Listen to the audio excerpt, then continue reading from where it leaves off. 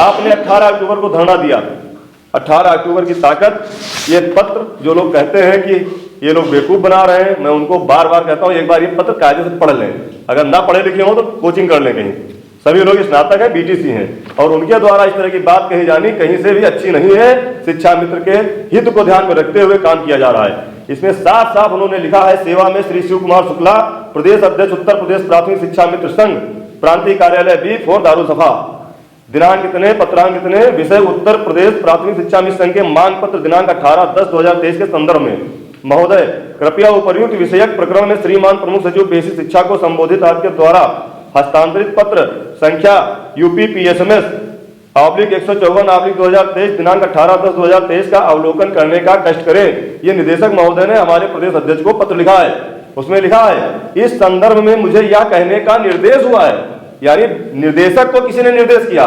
निर्देशक को कौन निर्देश करेगा? या तो सरकार करेगी या प्रशासन करेगा।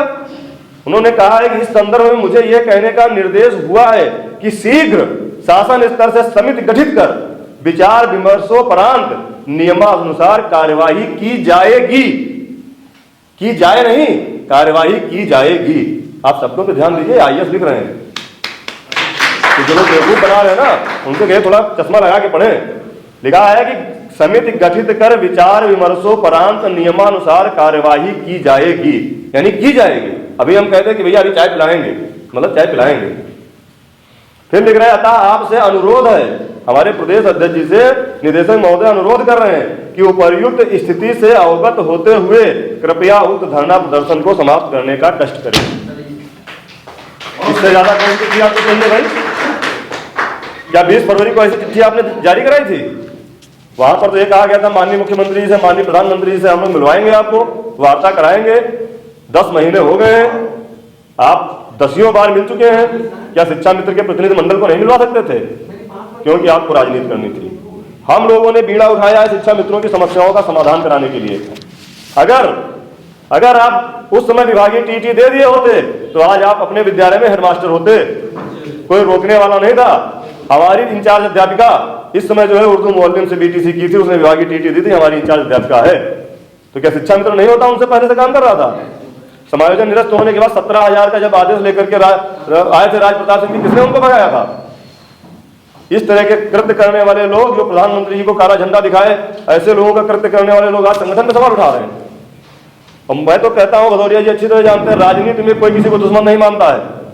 राजनीतिक व्यक्ति, अभी मैं विधान परिषद की कार्रवाई कर रहे थे अनुपूरक बजट में, 3 बजे से 5 बजे तक मैं विधानसभा की कार्रवाई देख रहा था। माननीय मुख्यमंत्री जी बोल रहे थे और प्रतिपक्ष के जितने नेता बैठे थे सब हंस रहे थे और बाद में सब एक साथ चाय पी रहे थे। कोई भी व्यक्ति, किसी राजनीतिक व्यक्ति अगर है, दूसरी पार्टी के राजनीतिक व्यक्ति से व्यक्तिगत संबंध खराब नहीं करता है, और किसी के मंच पे आने से, किसी के जाने से कोई नाराज नहीं होता है। वो नाराज तब होता है जब उसकी व्यक्तिगत अस्मिता पर सवाल उठाए जाते हैं। व्यक्तिगत अस्मिता पर सवाल उठा, बनारस में प्रधानमंत्री जी का सम्मान किसने खराब किया? उस बात से मुख्यमंत्री जी नाराज हुए। कानपुर में मुख्यमंत्री जी को और प्रधानमंत्री जी को शब्दों से किसने नवाजा? किसके संगठन ने नवाजा? वो व्यक्तिगत उन पे आक्षेप था। आप कहते हो कि ये लोग विपक्ष से मिलते हैं, विपक्ष से भी मिलेंगे, हम पक्ष से भी मिलेंगे, हमारी समस्या का समाधान होना चाहिए, हमारा मुख्य उद्देश्य है। अगर विपक्ष से ना मिलते तो विधान परिषद में जितनी मजबूती से आपका मुद्दा उठाया गया उठाया जाता? क्या पूरे प्रदेश में केवल शिक्षा मित्र ही है?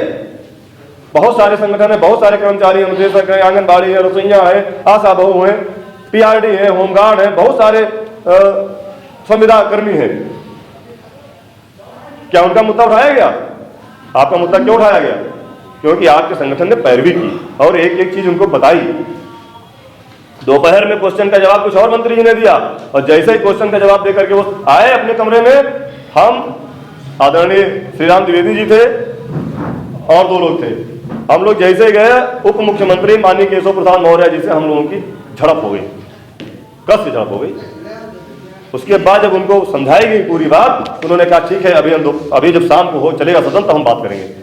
7 बजे जब विधान परिषद का सदन दोबारा चला है, तब माननीय मंत्री जी ने कहा नहीं, इस पे विचार अध्यक्ष जी, सभापति महोदय, इस पे विचार किया जाएगा। नेता सदन ने सहमति दे दी। विधान परिषद के नेता सदन आदरणीय उप मुख्यमंत्री केशव प्रसाद मौर्य जी, काम हो रहा है। हम फेल हुए, कहीं से फेल हुए। देखिए, आपका भरोसा टूटा सरकार से तो संगठन से भी टूटा। संगठन 6 साल में अभी संगठन ने कोई ऐसा काम हम लोग नहीं आपके लिए करा पाए, तो ये वाजिब बात है कि आपका भरोसा धीरे धीरे टूटा। लेकिन जितनी ताकत के साथ हम लोग वापस आए हैं एक साल के अंदर हम लोगों ने जितने कार्यक्रम किए, कार्यक्रम के आधार पर हमने सरकार और शासन पर दबाव बनाया, वो उसका पॉजिटिव रिजल्ट मिल रहा है। मैं आज आपके दावे के साथ कहना चाहता हूं कि जनवरी की छुट्टी के पहले आपके लिए शासनादेश जारी होगा।